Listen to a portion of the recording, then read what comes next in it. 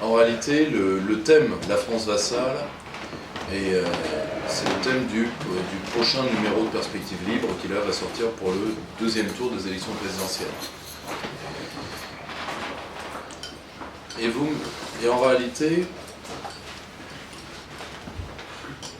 la première réaction généralement la première réaction qu'ont eu même une partie des gens qui ont écrit dans ce numéro, ça a été de dire mais pourquoi souligner la vassalité, pourquoi ne pas utiliser un terme plus...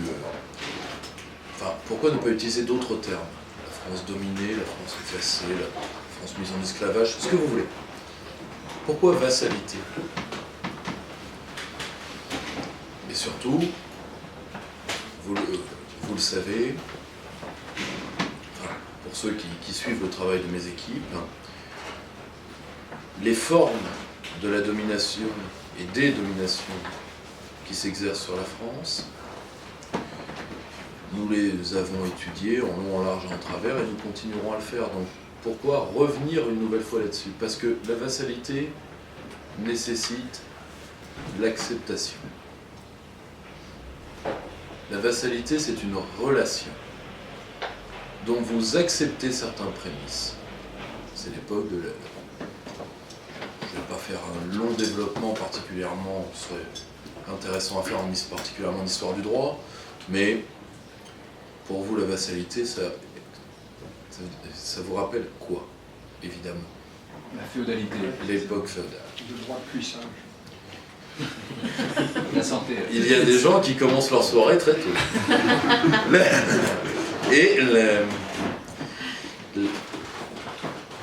Évidemment, c'est l'époque des serments de vassalité, donc les obligations réciproques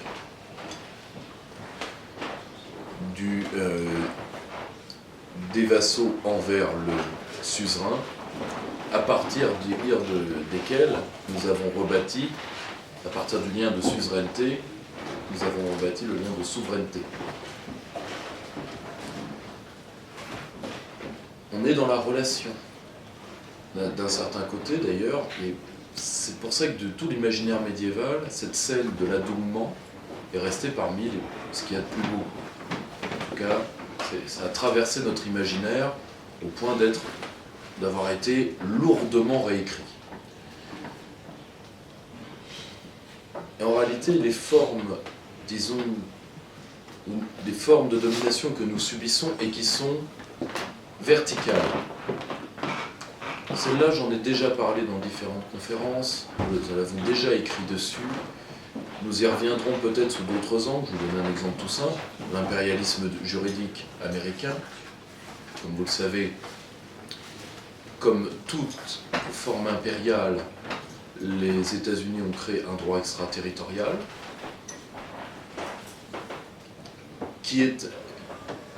dont la face visible, c'est les grandes affaires que vous avez vues sur les grandes banques, etc. C'est-à-dire que il faut que vous sachiez que c'est un droit à double détente. Dès que vous utilisez un matériel américain, donc dès que vous utilisez le dollar, mais également dès que vous utilisez Gmail,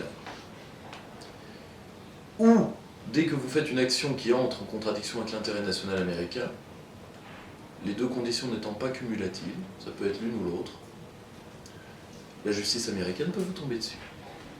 UKD, UKIDA. Nous, ça nous a coûté Alstom. Quoi qu'en dise le sympathique monsieur Cron, et ses ministres de tutelle à l'époque, qui étaient monsieur Montebourg, sympathique ministral d'arrière-cour de Bistrot, et monsieur Macron, qui est a priori en lice pour une carrière fulgurante de 5 ans, et que j'espère nous arriverons à lui faire regretter.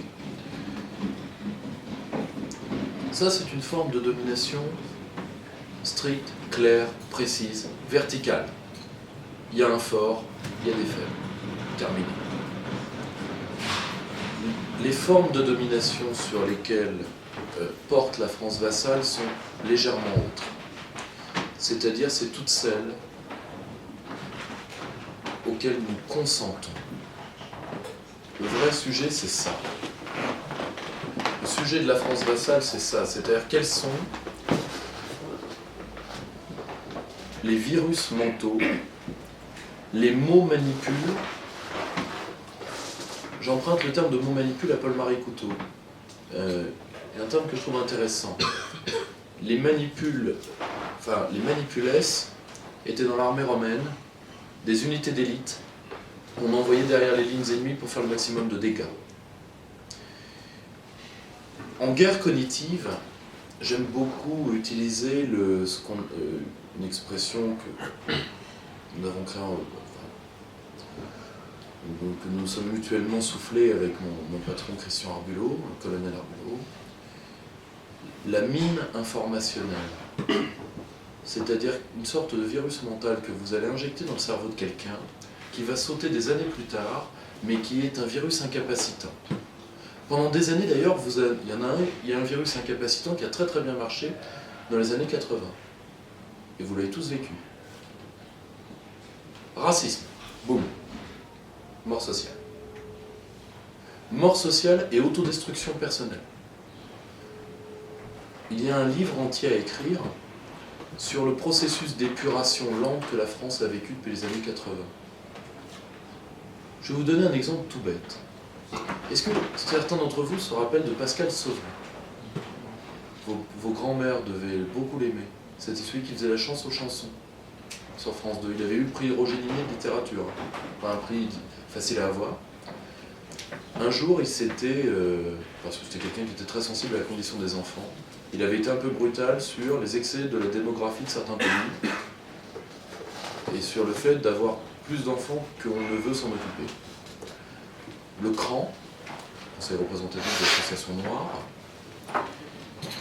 a mis son téléphone en accès libre, son adresse.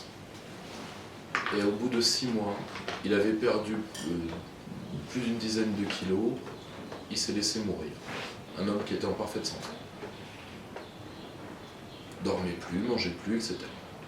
Sous la menace, une phrase qui était brutale dans sa formulation, mais qui ne voulait absolument, qui n'était pas faite pour blesser, qui était faite pour alerter sur une situation sanitaire.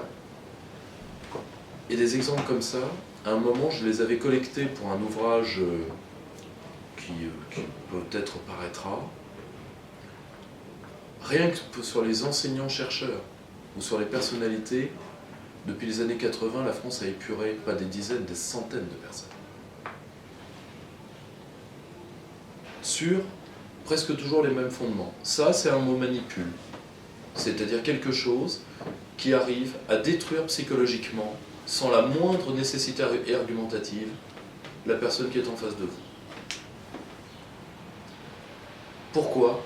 Parce que nous avons tous implicitement intériorisé et accepté un certain type de domination. C'est ces sujets-là que j'aimerais traiter avec vous ce soir dans la France vassale, plus que des, sur lesquels on pourra revenir dans les questions, hein, plus que des sujets de stratégie stricte, qui eux sont au moins ont la facilité du rapport de force. Et il y a un fort, il y a un faible, et surtout, il y a un faible parce que le faible n'a pas de stratégie. Ça, c'est facile. La vraie question, ce n'est pas de constater que la France n'a pas de stratégie. La vraie question, c'est pourquoi une partie des Français veut que la France meure et l'a déjà accepté. Le vrai problème, il est là. Le problème n'est pas avons-nous les moyens de nous défendre. Nous avons matériellement largement les moyens de nous défendre. Un pays de 45 millions d'habitants, beaucoup moins puissant que le nôtre, je pense à la Corée du Sud, est un pays dont la politique d'accumulation de puissance fait que c'est un des pays les plus respectés au monde dans les domaines des nouvelles technologies et des technologies de souveraineté. 45 millions d'habitants. Alors que vous avez un pays, vous vivez dans un pays de 70 millions d'habitants, où dès qu'il faut déplacer un préfet, on vous dit qu'il faut quand même demander à l'Europe, est-ce qu'on va savoir déplacer un préfet tout seul? Prenez cette scène terrible alors que nous sommes un pays qui a une dissuasion nucléaire, c'est-à-dire un pays qui, s'il était attaqué, frapperait à mort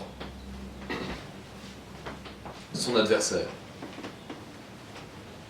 C'était passé, je crois, au journal de France 2, face à Mélenchon, non, c'était face à Collard, c'était pas face à Mélenchon. Non, si, alors il y en a une face à Collard, mais il y en a une autre face à Mélenchon. Mais on a besoin de l'Europe pour se défendre. On est l'une des seules armées valables du continent. Mais on a besoin des Lettons. Si. Et des Danois aussi.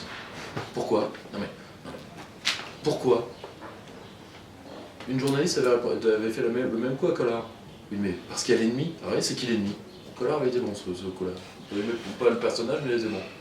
Et là, la journaliste, l'ennemi. Oui, c'est qui ? Mais on a besoin de l'Europe contre l'ennemi.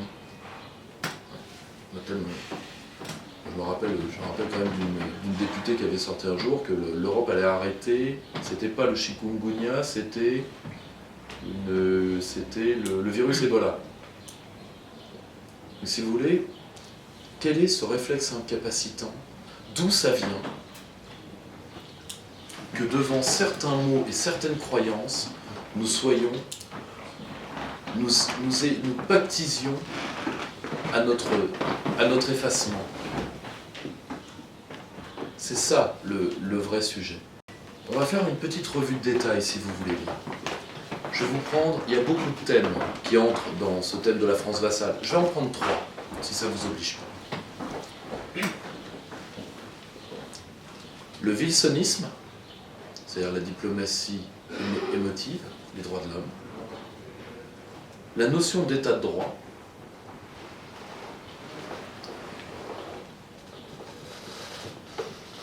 Et l'Europe. Vous avez remarqué que ces 3 notions ont quelque chose en commun. Elles ne souffrent jamais aucune explication, jamais aucune discussion. Et surtout, elles sont censées, à tout propos,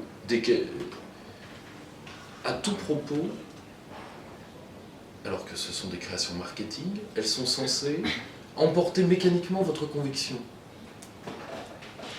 Oui, mais vous êtes quand même d'accord qu'il faut faire l'Europe, comme disait le regretté Pierre Laval. Il faut faire l'Europe, à la base, c'est un slogan de Pierre Laval. Comme je rappelle que europhobe est un mot qui est né de la propagande hitlérienne. Le jour où je l'ai appris, j'ai été très très content de pouvoir me mettre « Je suis europhobe » sur un t-shirt. Et quand même, un petit peu d'histoire peut aider.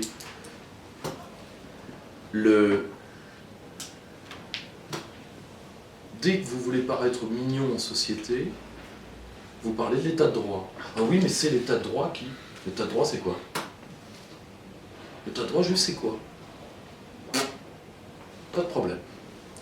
Et évidemment, le fin du fin, la religion séculière, parce que Vincent Couzdière, l'ami Vincent Couzdière avec qui nous étions en cercle lundi là, appelle l'idéologie réformatrice, qui est quand même l'acmé de la révolution libérale, et sa caution morale, les droits de l'homme. Au nom des droits de l'homme, vous pouvez faire tout ce que vous voulez. Je ne sais pas si vous voyez que grâce aux droits de l'homme, on a débarrassé 160 000 Libyens du poids qu'est la vie. On a débarrassé 1 million d'Irakiens du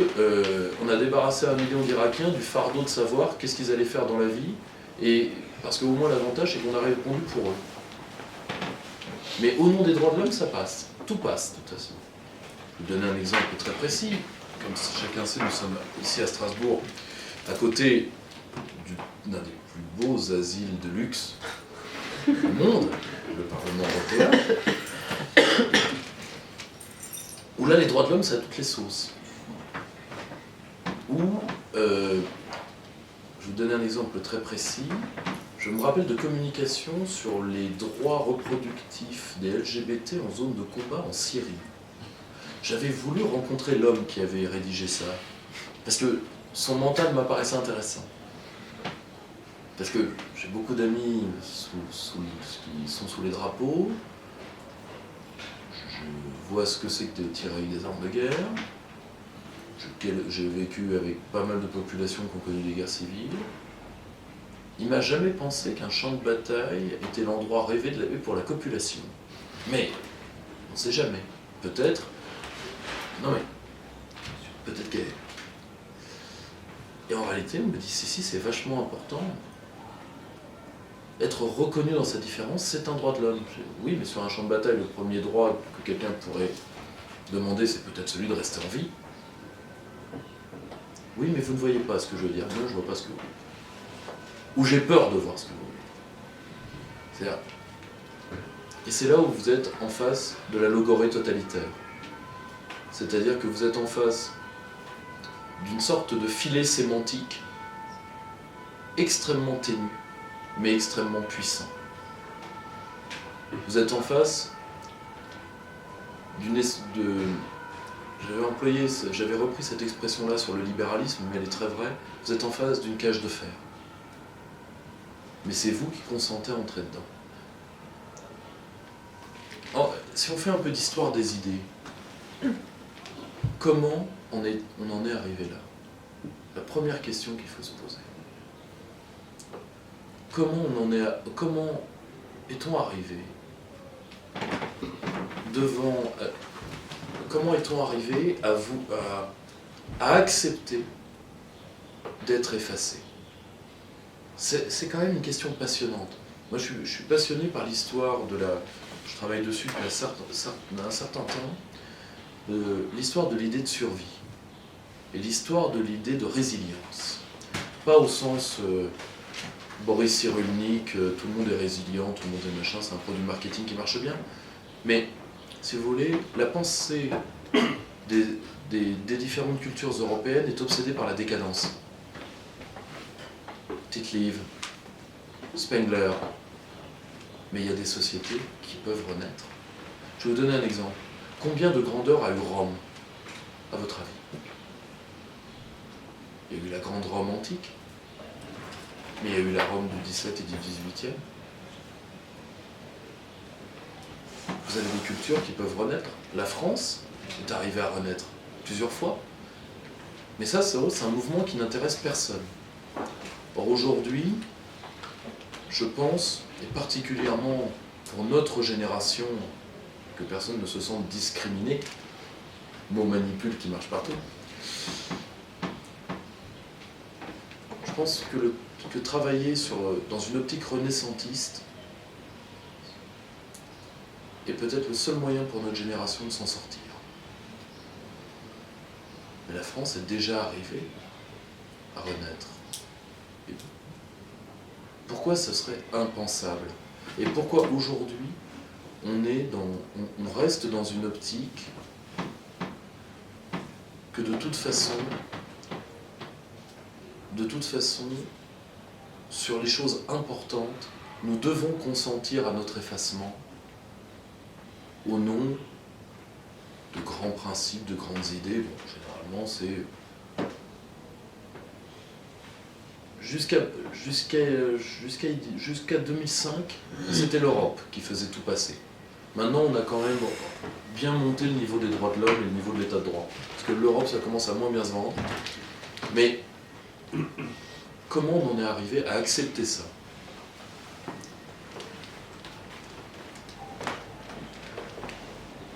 Je pense, si on regarde l'histoire des idées, telles que les idées se sont sédimentées dans le peuple français,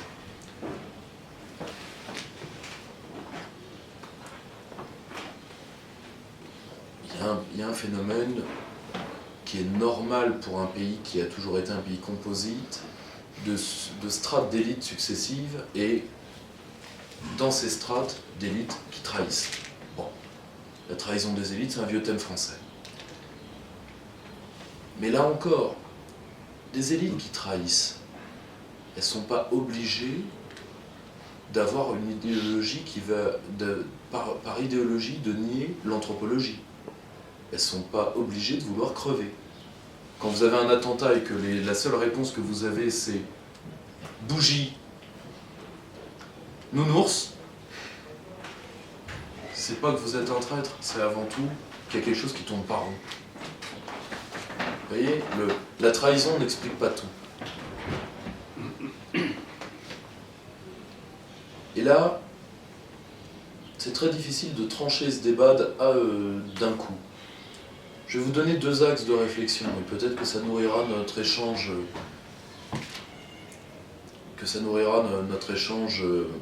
après cette petite causerie. Le premier, c'est celui de l'histoire longue. C'est-à-dire que des courants souterrains mais structurants nous auraient, en se décomposant, progressivement affaiblis. Là, ça ne va pas plaire à certains d'entre vous, mais quand on dit ça, le premier courant qui est visé, à votre avis, c'est quoi? C'est le christianisme. C'est-à-dire qu'en se décomposant, parce qu'aujourd'hui, le christianisme n'est plus un élément structurant, mais les restes du christianisme le sont encore. En réalité, la France est un pays chrétien au sens d'idées chrétiennes devenues folles, pour reprendre le thème de Chesterton. C'est-à-dire d'idées chrétiennes sorties de leur contexte.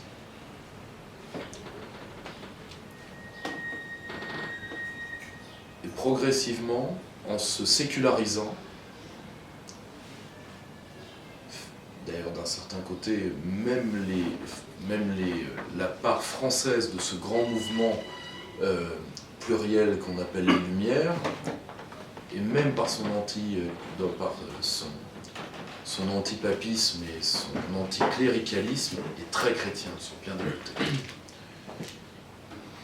Et en se décomposant, il nous aurait affaiblis. C'est une thèse très nietzschéenne. C'est possible.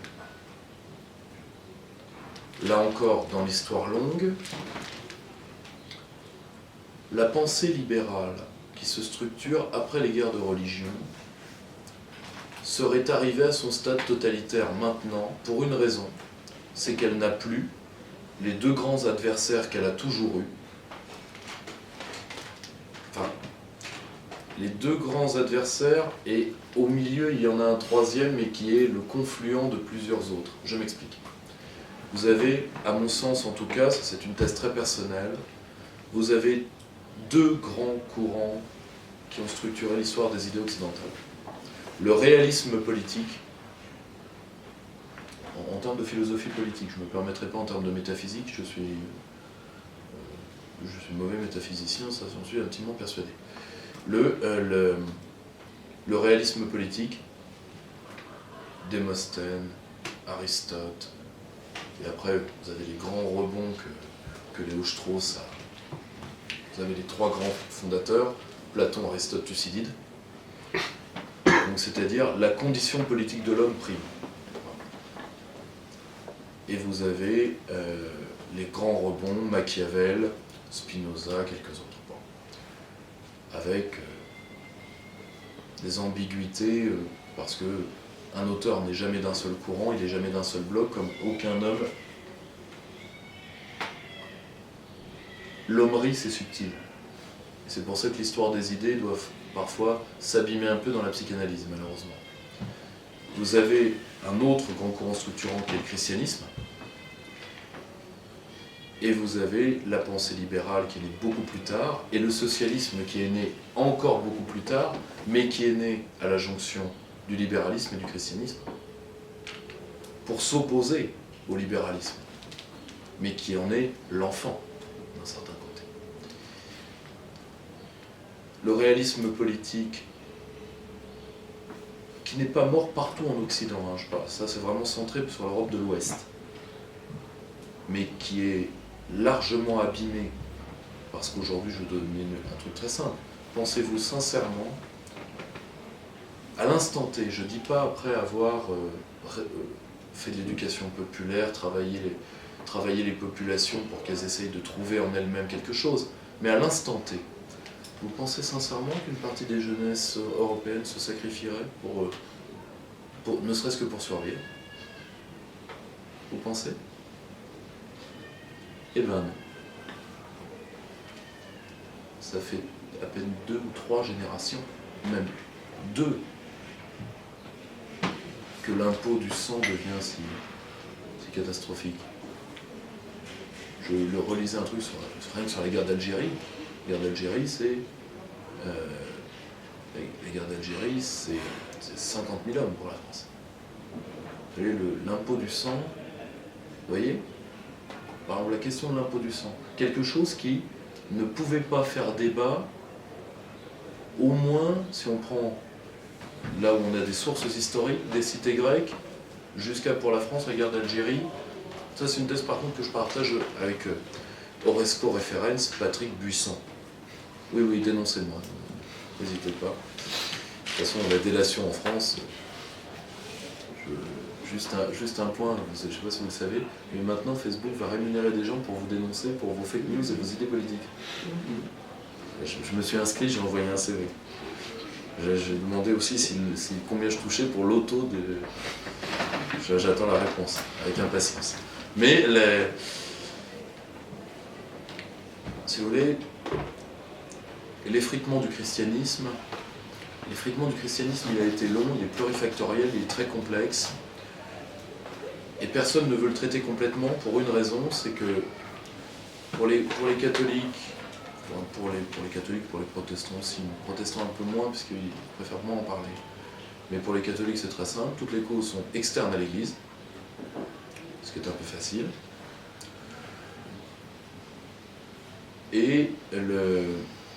Mais en même temps, il y a eu des phénomènes de fond qui ont engendré des injustices profondes vis-à-vis du christianisme, dans le ressenti populaire, et même parfois dans la littérature savante. Prenez quelqu'un, par exemple, qui n'a pas encore sublimé les problèmes qu'il a avec les cathos. Prenez Onfray.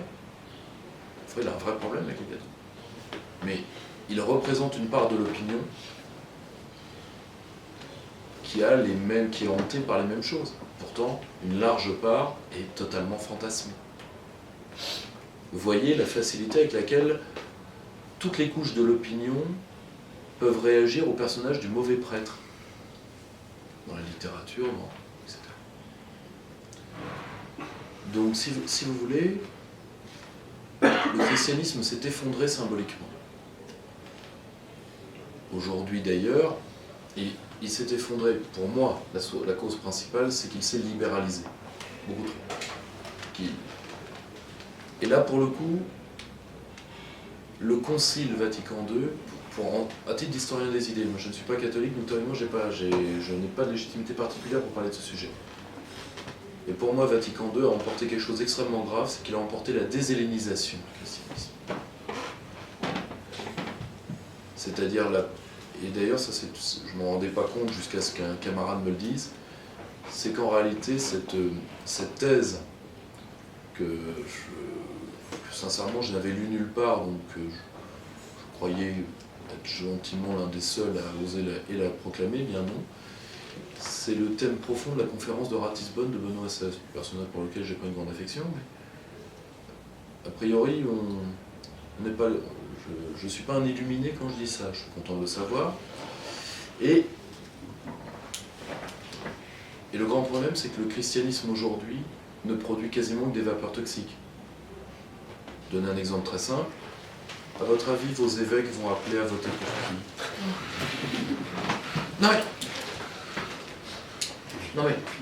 Non mais. Et ils vont le faire au nom de quoi? Du prochain. Or, toute la question du proximus, le prochain, est une question d'histoire des idées chrétiennes à elle toute seule, le sens du prochain. C'est trop facile de dire le prochain c'est no borders, c'est pas vrai. Même pour des hommes d'église, c'est insulter leur propre tradition que de la prostituer de la sorte. Ils vont néanmoins le faire. Et leurs oies vont suivre. Ne vous inquiétez pas.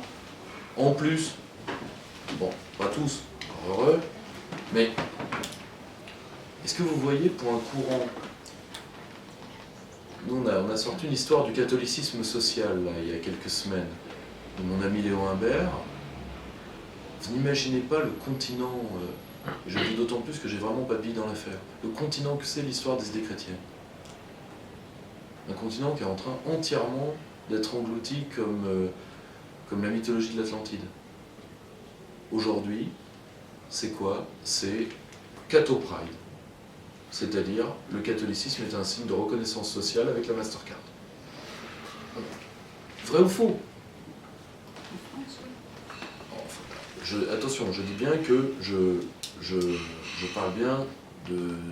Ça vaut pour l'Europe de l'Ouest. L'Europe de l'Est repose sur d'autres présupposés idéologiques et historiques. L'Amérique du Nord également.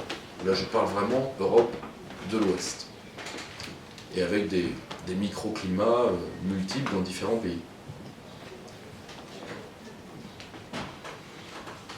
Le libéralisme n'a plus de grands contradicteurs. Et il a fait ce que toute idéologie devenue seule fait. Il s'est totalisé, c'est-à-dire qu'il a réduit la complexité du monde à un principe unique. C'est ça, un principe totalitaire. C'est possible. Mettons cette deuxième explication. Ça, c'est d'histoire longue. Autant ces deux grands parallèles d'histoire des idées pour moi sont vrais, autant, peut-être à tort, moi je fais partie des gens qui pensent que la décadence de la France, que cette volonté, cette acceptation de la dissolution et le reniement de soi,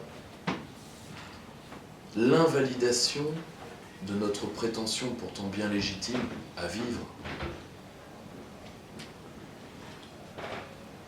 elle est beaucoup plus récente que l'on croit.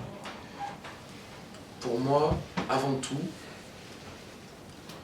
elle est beaucoup plus récente parce que on a maintenu dans la mémoire du peuple français les conséquences, enfin, on a maintenu dans la mémoire du peuple français le souvenir permanent, pas de 14, mais de la réaction de plusieurs cliques intellectuels, je pense particulièrement surréalistes, ont eu après 14. Rappelez-vous, le procès contre Barrès, etc. C'est-à-dire le procès posthume de Barrès qui avait été fait par Breton et par les Syriens. C'est-à-dire, pour moi, la vraie déchéance de la France, c'est quand on a commencé à se dire, après 14, que, certes, le charnier était impressionnant, c'est indiscutable. Mais, si vous voulez, on a commencé à se dire qu'il fallait mieux être un prince asservi qu'être un pauvre libre. Une phrase que j'ai trouvée très belle de Michael Caine, grand acteur, quand on lui demande pourquoi vous avez voté le Brexit, je préfère être un pauvre libre qu'un lord asservi. Et ça pas mal. C'est grosso modo ce qu'il veut dire. Oui. Et on s'est dit, la servitude, pourquoi pas, du moment qu'on reste en vie. C'est l'œuvre terrible et destructrice du pacifisme des années 20. Je ne dis pas qu'elle est moralement condamnable. Je dis juste que quand on voit ce que ça a donné, quand on voit que le brillandisme, que les plus belles fleurs du brillandisme, ça a été la collaboration, que vous soyez pacifiste, c'est une chose, que vous traversiez votre pays en est une autre.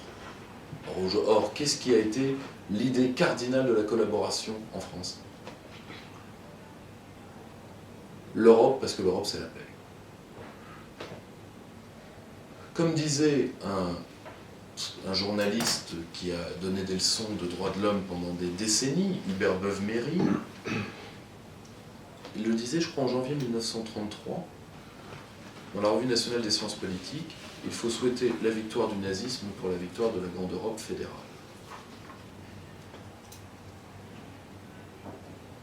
Et ça a donné des leçons de droits de l'homme au général de Gaulle pendant 20 ans. À la tête du journal Le Monde, qui dans la collaboration au moins est un journal qui a perduré. Vous pouvez admirer cette constance. Et si vous ne me croyez pas, voyez le titre de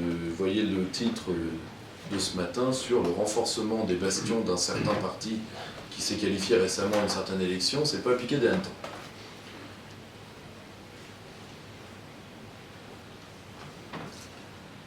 À partir de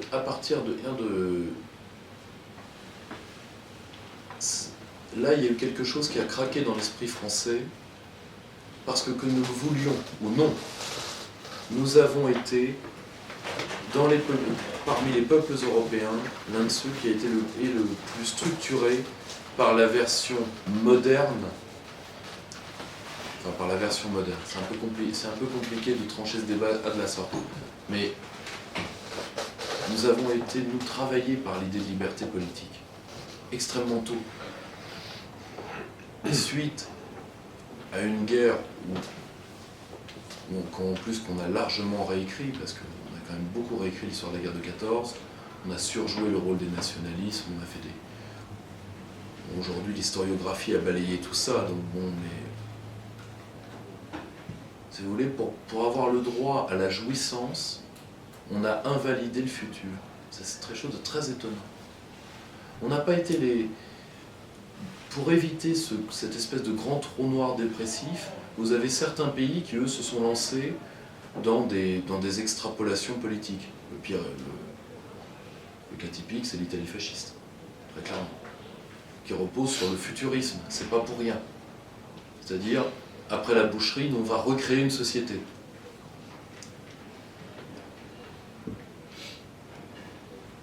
C'est pour ça que c'est un régime à mettre un peu à part.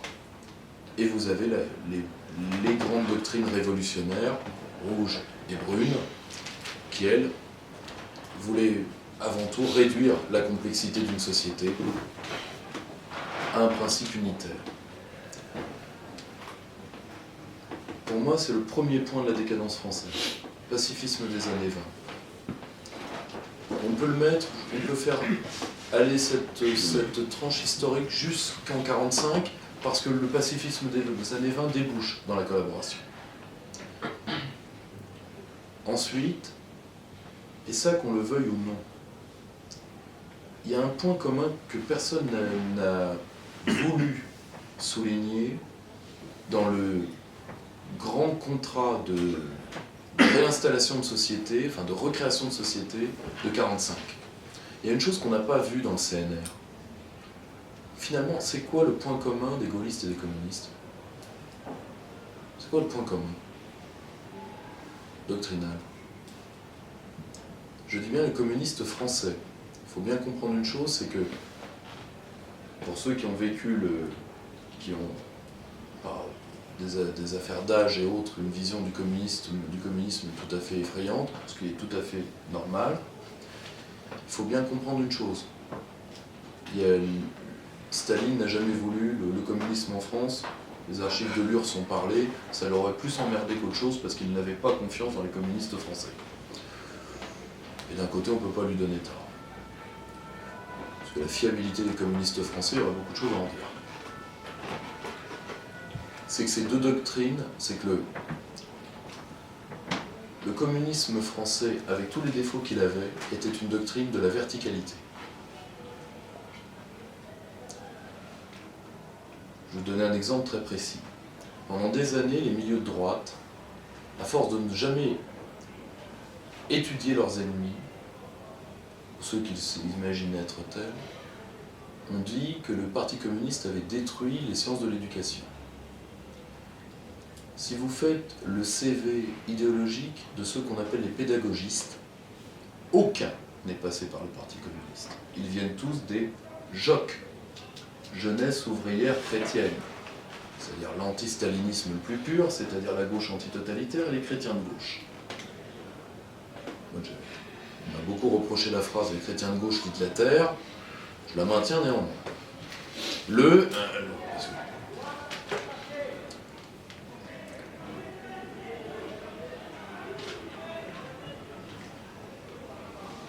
Avec tous les défauts qu'il avait, sur lesquels on peut revenir dans l'échange, cette redéfinition du spectre politique français de 1945 et qui a perduré, bon an, mal an, soit par l'État, soit par l'administration sous la 4ème République, s'est arrêté avec la mort du général de Gaulle.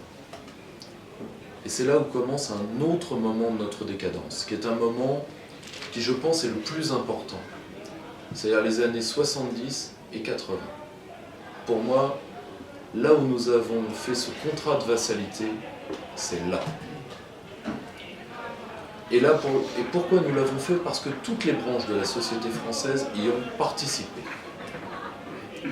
Je m'explique. L'arrivée au pouvoir de l'idéologie réformiste, donc, pour reprendre le terme de mon ami Vincent Cousdière, donc de Valéry Giscard d'Estaing,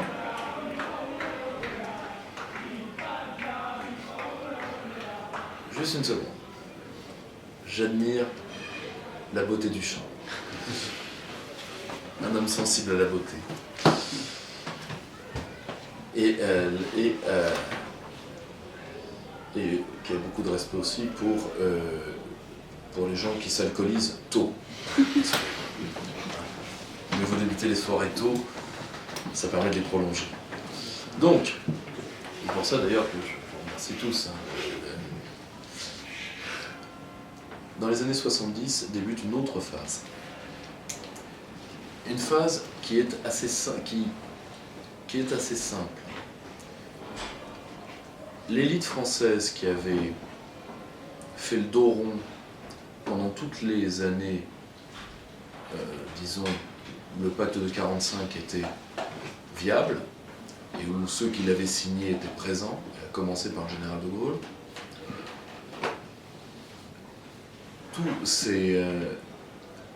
la classe politique française a enfin pu exercer là une volonté de trahison des élites qui, pour moi, ça c'est quelque chose qui est une source d'échange avec le colonel Arbulot souvent, qui est pour moi un peu le goût amer de 1815. C'est-à-dire qu'il y a une part de l'élite française qui, depuis au moins la chute de l'empereur, n'y croit plus. Il rêve de se débarrasser de ce pays de merde, de ce peuple de merde. Mais, mine de rien, bon an, mal an, a pu, parce qu'il y avait quand même un patriotisme populaire extrêmement fort au XIXe siècle, parce qu'il y avait quand même, quoi qu'on en dise, un patriotisme républicain extrêmement fort sous la Troisième République, avec tous les défauts qu'elle avait, une part de l'élite française a été retenue dans sa trahison, vraiment par différents facteurs, aussi par des facteurs culturels. Dans les années 70, au moins on peut afficher. Et on va l'afficher comment? On va l'afficher de 3 manières. On va l'afficher, en validant, disons, comment je vais dire ça?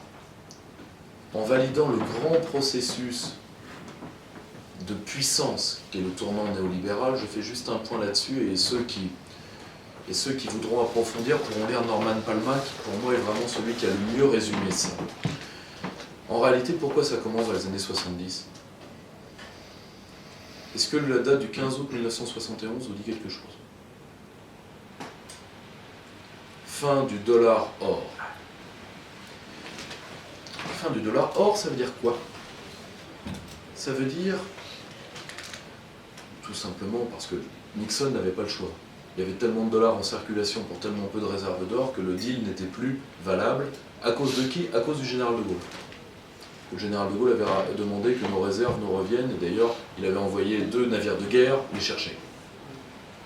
Les Américains, de peur que d'autres pays, parce que nous l'or, il nous a été rendu. Il y a d'autres pays, ils auraient eu une surprise en ouvrant le coffre. Donc, on a préféré suspendre la convertibilité. Quand vous faites ça, vous faites quoi? Premièrement, vous faites l'étalon dollar, c'est-à-dire que le dollar est monnaie mondiale. Comme Norman Palma l'a très bien expliqué à plusieurs reprises, qui dit monnaie mondiale dit droit mondial. Nomos et numisma, c'est la même chose. Quand on dit que les Grecs n'avaient pas de pensée économique, c'est faux. Or,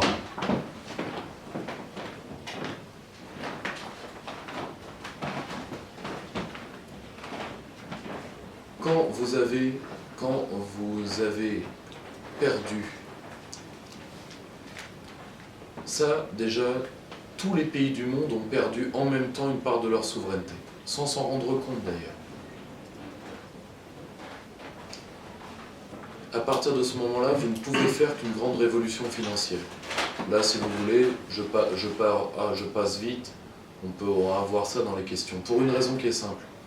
Vous n'avez plus d'étalons, vous devez... Comment dire ? Vous devez...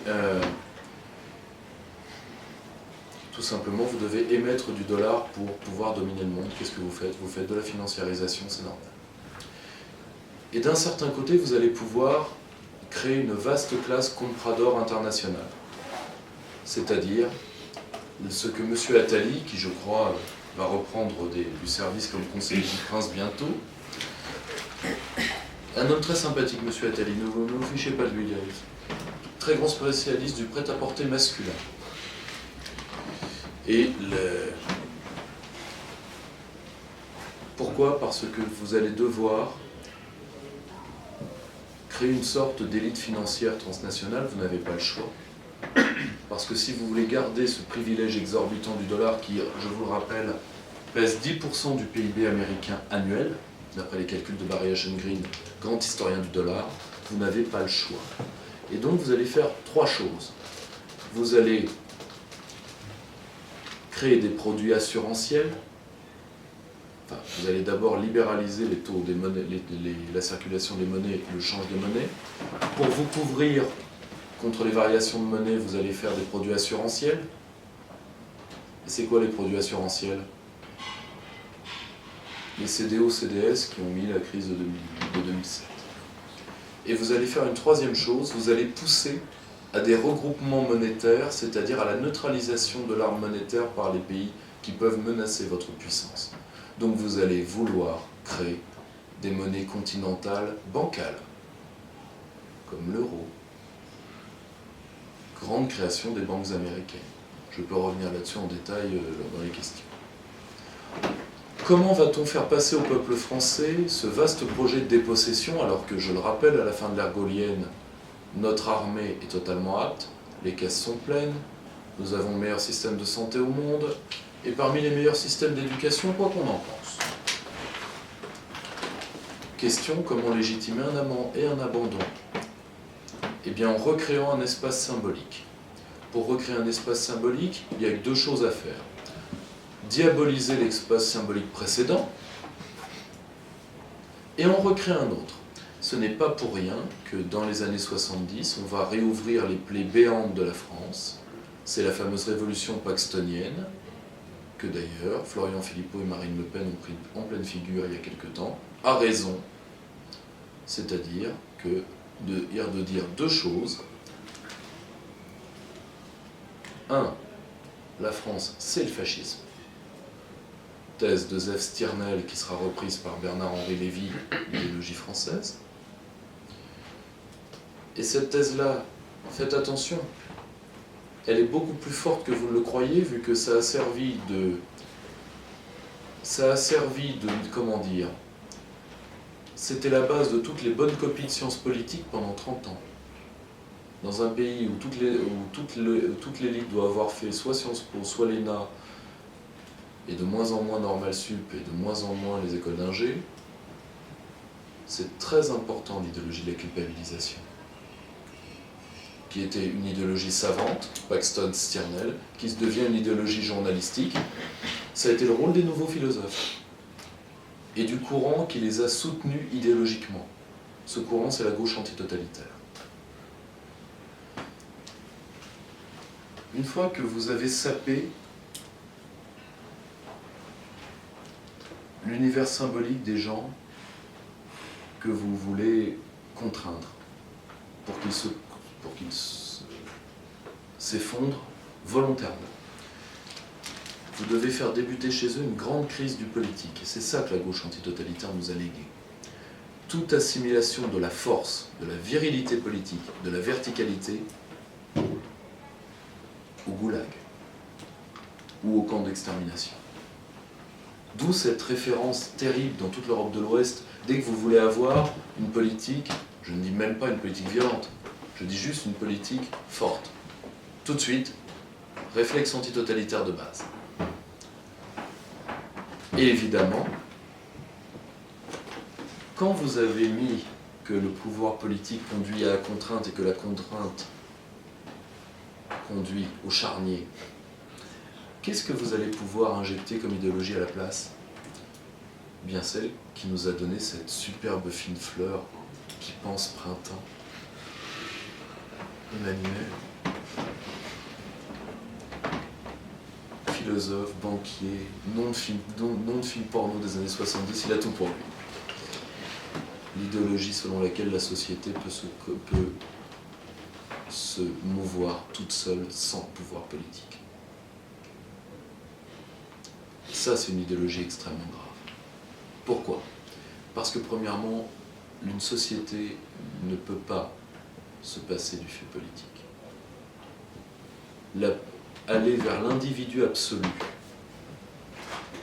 est une expérience sociologique et historique extrêmement dangereuse. Pourquoi? Parce qu'à votre avis, quand la portion politique sera tellement congrue qu'à un moment elle devra reprendre ses droits, elle va les reprendre comment, à votre avis? Par la violence. Nécessairement.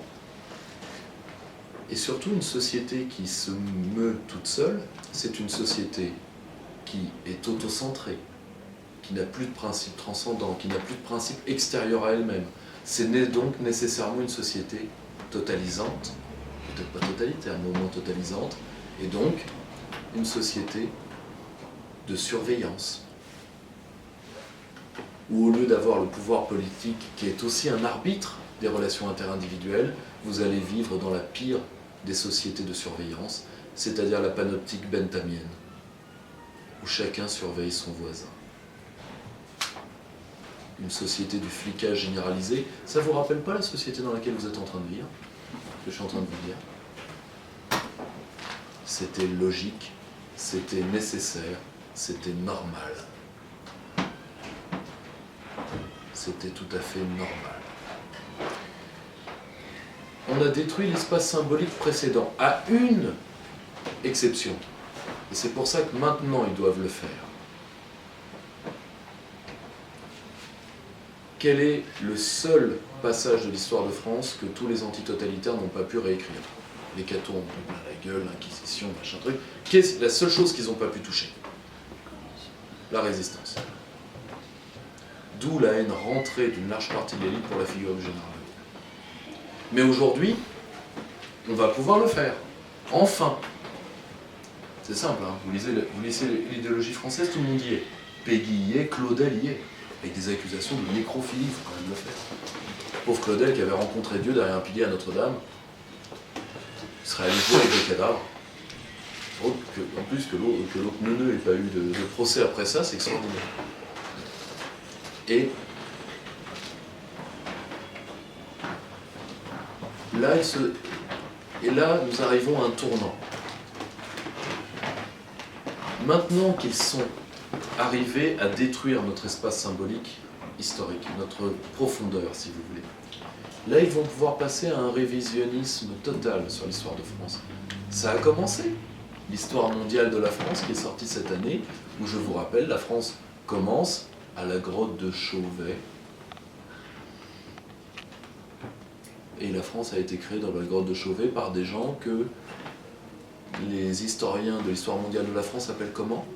Des migrants.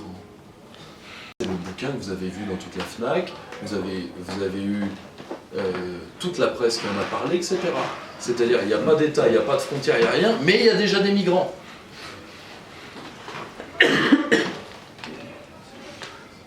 Comme c'est très dur quand même de s'attaquer à De Gaulle, on dit quoi? De Gaulle ne tient pas sa légitimité de Londres, c'est pas vrai, mais de Brazzaville. Ce qui est vrai, le gouvernement provisoire était à Brazzaville, c'est vrai. Mais ça veut dire quoi? Ça veut dire que c'est pas le processus politique qui compte, c'est la religion de l'autre. Vous devez ça à l'Afrique. Donc, la ferme. Consentez à sortir de votre propre histoire. Ça, c'est le dernier étage de cette destruction de notre espace symbolique précédent. Ensuite, vous devez sanctuariser l'espace symbolique que vous êtes en train de créer. comment vous le sanctuarisez? Vous le sanctuarisez avec des notions cardinales qui deviennent tout simplement quelque chose d'assez classique, qui deviennent une orthodoxie, une juste voie. Droits de l'homme, Europe, État de droit, on en a 3 ou 4 autres. On peut en rajouter si vous voulez, on fera ça dans l'échange si vous le souhaitez. C'est-à-dire des mots intouchables. Et ensuite, vous deviez créer nécessairement une sainte inquisition. Là par contre, que les cathos ne balancent rien d'elle. Je sais que l'inquisition, je parle en sens courant, je ne parle pas en sens historique. L'inquisition était un progrès du droit pénal en tant que tribunal spécial. Je sais tout ça, merci. Mais en sens courant. Et ça a été quoi? Ça a été l'encadrement de la liberté d'expression. Ça a été les lynchages. Au rythme, j'avais compté depuis les années 80, on est à 2 à 3 intellectuels lynchés par an en France. Donc pour certains, ça a été la mort sociale, pour d'autres, ça a été la mort tout court. Et donc un phénomène d'épuration. Une fois que vous en êtes là, et que en réalité vous avez réussi une manip idéologique extraordinaire pour faire passer un simple abandon pour la majorité de l'élite, et derrière un simple projet plutocratique, tout à fait classique. Je veux le pouvoir, je veux la thune. Comme dirait Yes with Strauss-Kahn, si vous voulez. Pas de problème.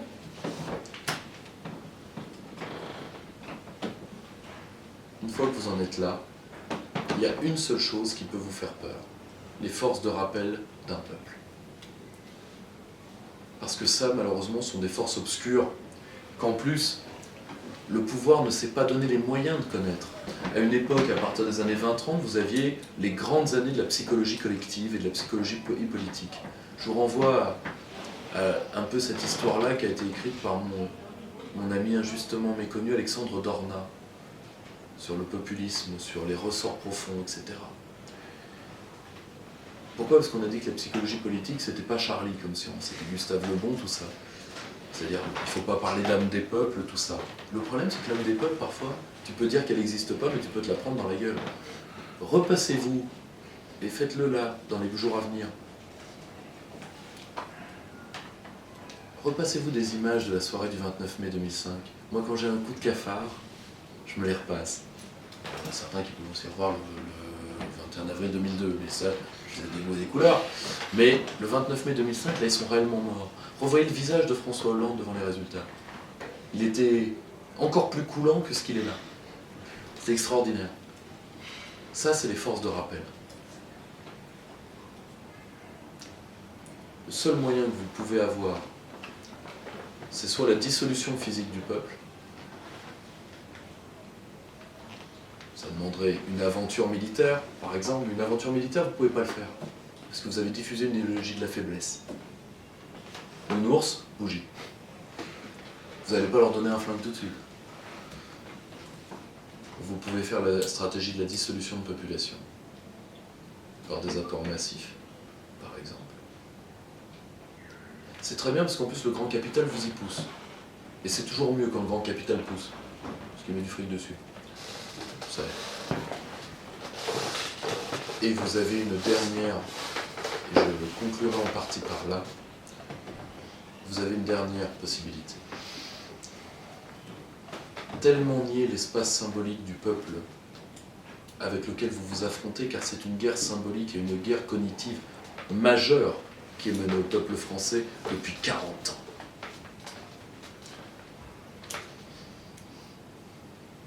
Eh bien, vous leur interdisez symboliquement la violence, vous leur expliquez que la politique ne sert à rien, vous leur dites qu'ils n'ont pas de culture, donc ils n'ont pas d'arrière-monde où se protéger. C'est important la notion d'arrière-monde. Et qu'est-ce que vous allez faire? Eh bien, qu'est-ce qu'eux vont faire, pardon?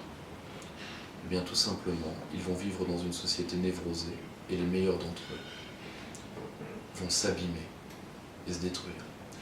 Quelle est la première cause de mort chez les 15-24 ans en France? Le suicide. Ça a frappé mon équipe il n'y a pas longtemps. Un jeune économiste particulièrement brillant. Pour moi, c'est une scène qui a un terrible goût de déjà vu. Et c'est là où je me suis rendu compte d'une chose. Et je m'en suis rendu compte grâce à un homme qui est une bénédiction de notre temps, qui est Jacques Sapir, qui a fait un très bon article sur l'Amérique périphérique se tue. Alors certes, pas uniquement là par contre par le suicide, il y a le facteur de la mauvaise vie, mais qu'on les encourage à avoir, parce que le drug food, c'est pas aussi bien qu'un flingue, ça va moins vite, mais c'est efficace, hein, croyez-moi. Croyez-moi, l'obésité morbide, en 5 ans c'est nettoyé.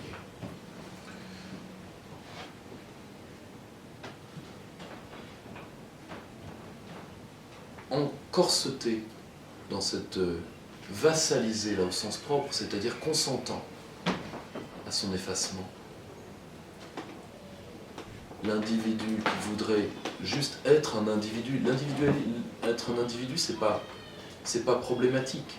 La notion d'individu n'est pas problématique en soi. D'ailleurs, contrairement à ce que l'Occident croit, la notion d'individu est universelle. C'est pas l'Occident qui a créé la notion d'individu, c'est pas vrai.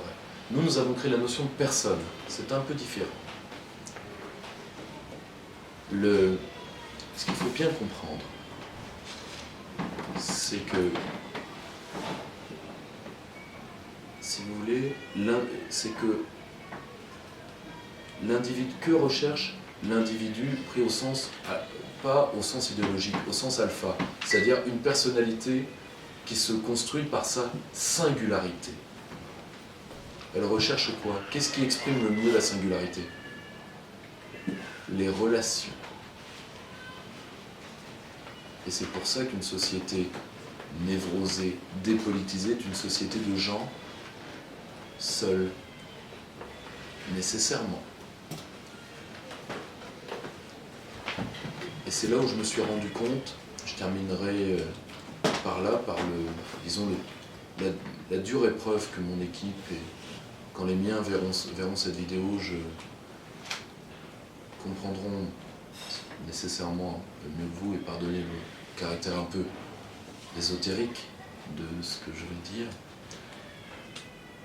comprendront un peu mieux de vous ce que j'entends par le fait qu'aujourd'hui, c'est... Et là, je reprends les mots d'Hervé Juvin. Le seul moyen que nous avons, à la fois d'Hervé Juvin et de Baudrillard d'ailleurs, le seul moyen que nous avons de résister au global, c'est la singularité. Mais la singularité, c'est quoi?